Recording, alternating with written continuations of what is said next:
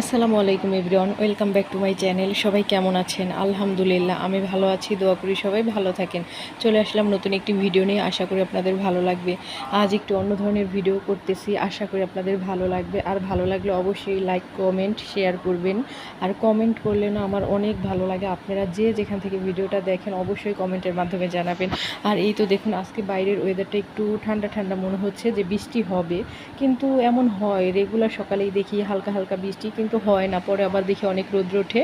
তাই ভাবলাম হয়তো রান্না বাড়া শেষ করে ফেলেছি সকালের, আর কি সকালে রুটি বানিয়েছি, যা যা করার সব কমপ্লিট করে আমি কিন্তু দুপুরে রান্না শুরু করে দিয়েছি।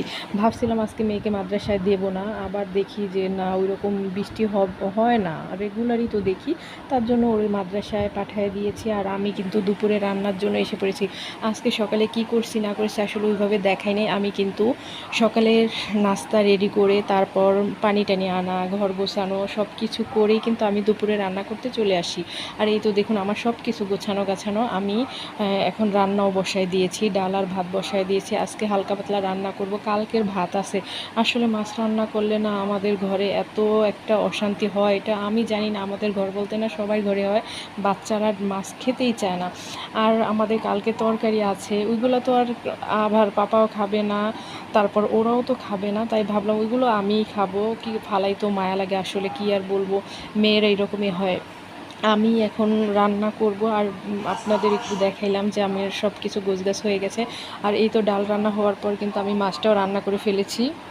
আসলে ওইভাবে তো আর ভিডিও করি না, যতটুকু পারি দেখানোর চেষ্টা করি। আর এখন আমার রান্নাও শেষ, এখন দেখি এত বৃষ্টি নামছে, আসলে এত গরম অস্থির লাগে। প্রতিদিন বলি যে আল্লাহ একটু বৃষ্টি দাও, আজকে দেখি দিয়েছে। আসলে আল্লাহ পাকের ইচ্ছা। দেখুন এত ভালো লাগতেছে বৃষ্টিটা, আর বৃষ্টির শব্দ আমার আরও বেশি ভালো লাগে। আর এই বৃষ্টিতে কিন্তু খিচুড়ি খেলে ভালো লাগে, কিন্তু কি করব, আমার রান্না তো সকাল সকালে হয়ে যায়, কারণ আমি সকালে রুটি বানাই, চা বানাই, এগুলো করার পর টুকিটাকি কাজ করার পরে আমি রান্না বসায় দিই, হয়তো ডাল ভাত বসায় দিই, অন্য অন্য কাজ গুছায় নিই, ঘরটর গোছানো লাগলে গোছায় ফেলি। আর এখন দেখি এত বৃষ্টি নামছে, তখন আমি আফসোস করতেছি, আয় হায় আয় হায়, কেন যে খিচুড়ি রান্না করলাম না।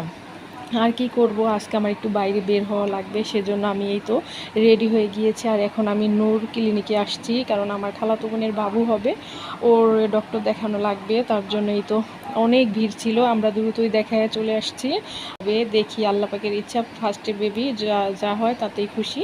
আর এই তো দেখুন আমি আস্তে আস্তে কিন্তু আমার 9:30টার মতো বেজে গেছে। আমরা কিন্তু ওইখানে গিয়েছি 7:30 8টার দিকে। তারপর 9:30টার দিকে বাসায় এসে দেখি আমার মেয়ে ছেলে দুইজনে, একজনও ভাত খাবে না। দুপুরে অনেক কষ্ট করে ভাত খাওয়াইছি, আসলে রাত্রে আর খাবে না। এখন কি করব, আর আমার মুরগির মাংস, গরুর মাংস দোনোটাই রান্না করা আছে ফ্রিজে, কারণ এগুলো ছুটাই তো অনেক সময় লাগবে, সময় নেই। তাই ভাবলাম শর্টকাটে করি, খিচুড়ি রান্না করি পোলার চাল দিয়ে, যেহেতু ওরা আবার পোলাওটা অনেক পছন্দ করে। তাই ভাবলাম পোলাও তো আর খালি খাওয়া যায় না, পোলাওর সাথে মাংস না হলে কিন্তু ভালো লাগে না। মানে মাংস হোক বা হোক, রোস্ট আর এখন এত রাত্রে কোথায় পাবো, মাংস হলেও তো খাওয়া যায়, ঠিক না?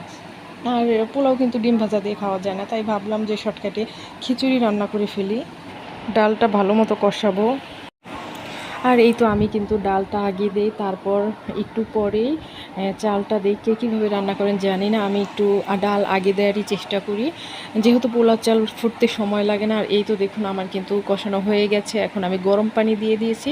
আর এই তো শর্টকাটে রান্না হয়ে গেছে, বাচ্চারা খুশি, তো আমি খুশি। আজকের ভিডিও এই পর্যন্ত, কেমন লাগলো অবশ্যই কমেন্টের মাধ্যমে জানাবেন। সবাই ভালো থাকবেন, আল্লাহ হাফিজ।